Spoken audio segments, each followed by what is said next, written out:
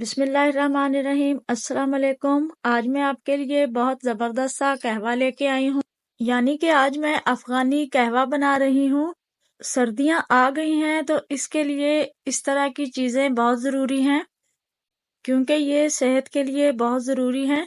तो सबसे पहले हम एक पैन रखेंगे और उसमें 3 से 4 कप पानी डाल देंगे और पानी को तब तक पकने देंगे जब तक के पानी में बॉयल नहीं आ जाता। पानी में बॉयल आ जाए तो इसमें हम डाल देंगे थोड़ी सी अदरक और एक दालचीनी का टुकड़ा, 3 से 4 इलायची और थोड़ा सा सौंफ।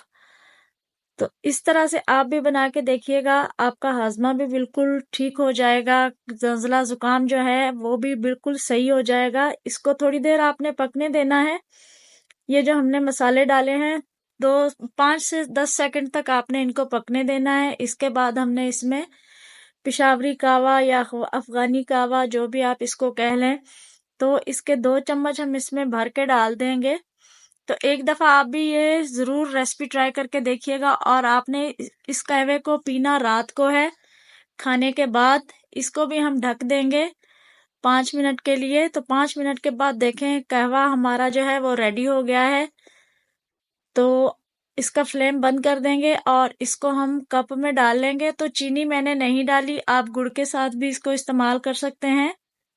तो मैं यहाँ पर हनी का इस्तेमाल करूँगी। मैंने शहद डाला है, जो कि खांसी और ज़ुकाम के लिए बहुत अच्छा होता है।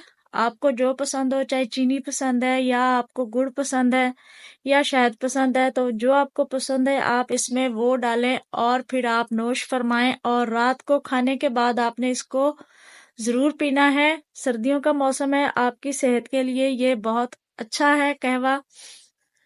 लेमन डालना है आपने कहवे में अपनी मर्जी के मुताबिक, और उसके साथ आपने हनी डालना है और फिर आपने अफगानी कहवा नोश करना है, जो कि आपकी सेहत के लिए बहुत अच्छा है। तो फिर मिलेंगे नेक्स्ट वीडियो में। दुआओं में याद रखिएगा। अल्लाह हाफिज।